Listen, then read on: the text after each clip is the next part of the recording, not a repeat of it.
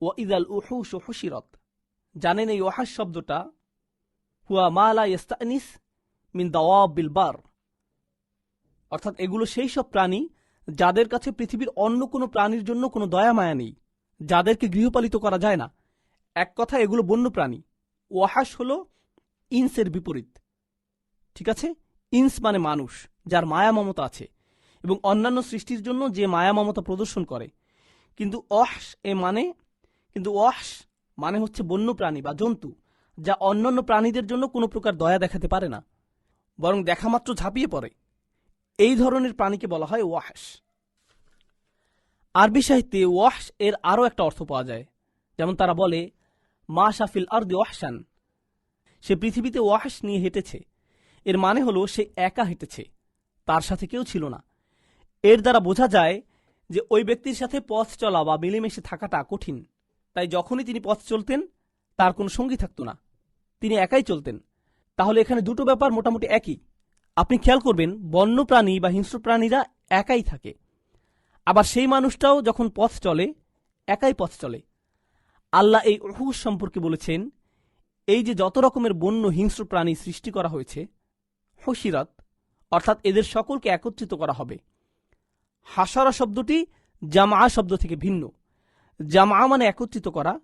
হাশারা শব্দটিও সাধারণত একত্রিত করা অর্থে ব্যবহৃত হয়, কিন্তু হাশারা শব্দটি মূলত প্রাণীদের একত্রিত করা বোঝায়, নির্দিষ্টভাবে পশুদের একত্রিত করা বোঝায়। আপনি যখন পশুদের জড়ো করেন, তারা কিন্তু স্বেচ্ছায় জড়ো হয় না, তারা একত্রিত হতে চায় না, আপনি জোর করে তাদের একত্রিত করেন। ঠিক যেমনি পশুপালক পশুদের হাসর বা জড়ো করে সামনের দিকে তাড়িয়ে নিয়ে যায়। তাছাড়া এটা বিচার দিবসের একটা প্রতিশব্দ, ইয়ামুল হাসর, একত্রিত হওয়ার দিন। কারণ সেই দিন সকল মানুষকে তাদের ইচ্ছার বিরুদ্ধে একত্রিত করে আরাফার দিকে তাড়িয়ে নেওয়া হবে, সবাইকে জবাবদিহি করার জন্য একটা ময়দানের দিকে তাড়িয়ে নিয়ে যাওয়া হবে। যাই হোক, আল্লাহ বলছেন এই বন্য প্রাণীগুলোকে একত্রিত করা হবে।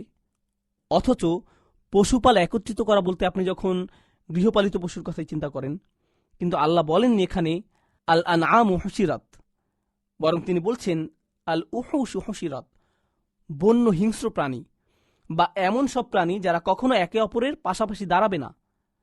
বন্যার সময় আপনি সম্ভবত এই অবস্থার কাছাকাছি একটা পরিস্থিতি এই দুনিয়াতেই দেখতে পাবেন, ঠিক না?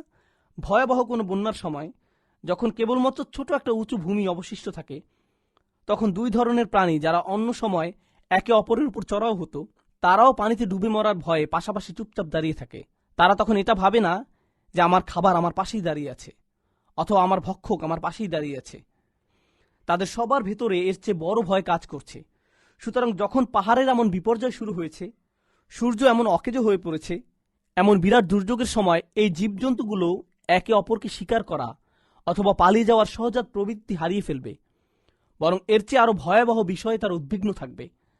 তাই তারা এভাবে পাশাপাশি অবস্থান করবে। তাদেরকে এক এক করে একত্রিত করে তাড়িয়ে নিয়ে যাওয়া হবে।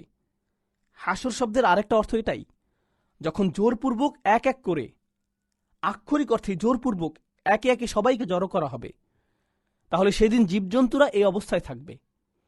আবার এই সূরার সাথে বিগত সূরার একটা কৌতূহল উদ্দীপক এবং চমৎকার বৈসাদৃশ্য আল্লাহ তুলে ধরেছেন। বিগত সূরায়, সূরা আবাসায়, মানবজাতি একে অপর থেকে পালিয়ে বেড়াচ্ছে, আর এই সূরায় জীবজন্তুরা সবাই একত্রিত হচ্ছে। সুবহানাল্লাহ। সেই দিনের বিপর্যয়ের আকস্মিকতা এতটাই প্রবল হবে, এতে প্রকৃতিও তার স্বাভাবিকতা হারাবে। প্রকৃতিগতভাবে এই পশুগুলো একসাথে থাকার কথা ছিল না, এবং মানুষগুলো একসাথে থাকার কথা ছিল। তাদের এই সহজাত প্রবৃত্তি হারিয়ে গেছে, তাই মানুষেরা তাদের আপনজনের কাছ থেকে পালিয়ে বেড়াচ্ছে, অথচ তাদের সাথে তারা একসাথে থাকত। অন্যদিকে এই জীবজন্তুগুলো সবসময় একে অপর থেকে নিরাপদ দূরত্বে থাকত, এবং এখন তাদেরকে একসাথে রাখা হয়েছে। সুবহানাল্লাহ। সব কিছুর পরিবর্তন হয়ে গেছে। যা কিছু আমরা যেভাবে দেখেছি সব কিছু এখন উলটপালট হয়ে গেছে।